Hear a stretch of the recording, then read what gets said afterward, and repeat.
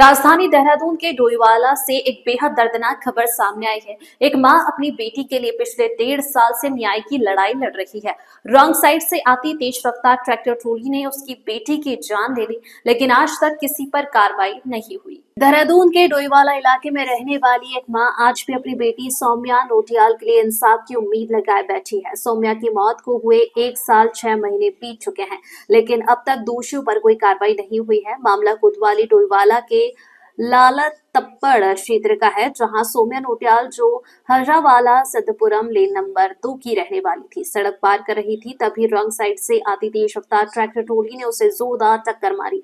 Tractor का पहिया सौम्या के पेट पर चढ़ गया और मौके पर ही उसकी मौत हो गई। बताया जा रहा है कि यह ट्रैक्टर लाला तप्पड़ क्षेत्र में चल रहे अवैध खनन का हिस्सा था। यह ट्रैक्टर रोजाना ओवरलोड होकर रॉन्ग साइड से निकलते हैं और स्थानीय लोगों की जान खतरे में डालते हैं। सौम्या की मां ने अब सरकार और प्रशासन से सीधी अपील की है, मेरी बेटी को न्याय दो और इन ट्रैक्टर ट्रॉली पर रोक लगाओ।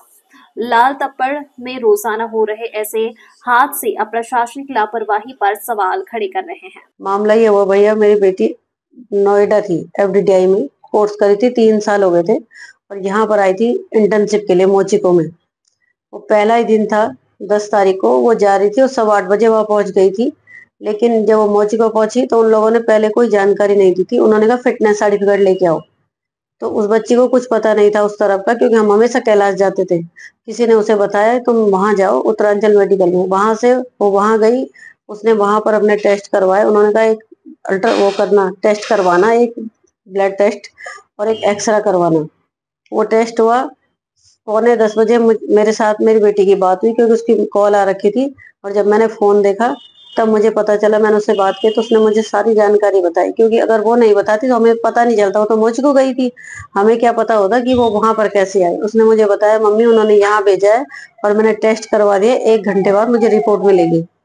और 10 बजे हमें कॉल आती है, पहले मुझे आती है, मैंने नहीं देखा, फिर मेरे बेटे को आती है। बेटा उठा और उसने बताया मम्मी गुड़िया का एक्सीडेंट हो गया और हमें वहां जाना है। वहां पर सारी भीड़ लगी थी, किसी ने मेरे बच्चे की हेल्प नहीं करी। और उसके बाद 2 लड़के कहीं से आते हैं अपनी गाड़ी लेके, वो भीड़ को चीरते हुए मेरी बच्ची के पास गए। मेरी बच्ची का इतना भयंकर एक्सीडेंट हो गया था, उसका पूरा ये वाला हाथ, लेफ्ट वाला, उसकी घड़ी टूट गई थी, उसका मोबाइल टूट गया था। फिर उन बच्चों ने उस मोबाइल से उसका सिम निकाला और अपने फोन से कॉल करी, एक पुलिस को, एक हमको। और हमें बताया गया निर्मला नौटियाल का स्कूटी का एक्सीडेंट हो गया, सौम्या नौटियाल घायल है, आप जॉलीग्रांट आ जाइए। हम वहां गए, 1 घंटे तक बेटा गाड़ी लगा रहा था, लेकिन मुझे जो अंदर नहीं जाने दिया। वहां पर उन्होंने कहा कि आप अंदर नहीं जाओगे। मैंने कहा नहीं मैं जा सकती हूँ। उन्होंने कहा नहीं अंदर नहीं जाना, आप घबरा जाओगी, बेटी थोड़ा घायल है। मैं बाहर रही, बेटा अंदर गया। तो बेटी को कहीं से भी कुछ पता नहीं चल रहा था, ऊपर से बिल्कुल फिट थी, नीचे से बिल्कुल फिट थी, ट्रैक्टर ट्रॉली उसके पेट में चढ़ी थी।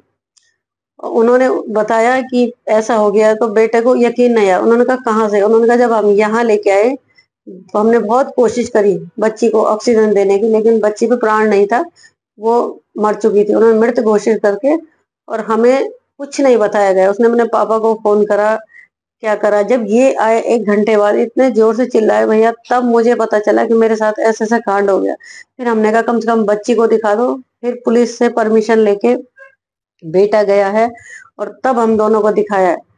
कहीं भी बच्ची को कोई खरोच नहीं थी, लेकिन पुलिस ने कहा, उन्होंने कहा हॉस्पिटल में कि यहाँ पूरा डैमेज हो चुका है।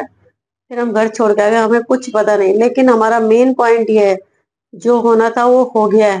लेकिन कम से कम भैया मेरी सरकार से इतनी रिक्वेस्ट है कि हमें ये बता दें कि हमारा केस अभी कहाँ है, न्याय मिलेगा या नहीं मिलेगा। ये है 10 जून 2024 की। मेरी बिटिया इंटर्नशिप के लिए गई थी, मोची को जाना था। वो सारे डॉक्यूमेंट्स लेके गई थी, लेकिन उस पर ये नहीं था कि फिटनेस सर्टिफिकेट। तो फिर उन्होंने उनको कहा कि फिटनेस के लिए जाओ, तो ठीक सामने उत्तरांचल सीमेंटेल है, वहाँ चली गई।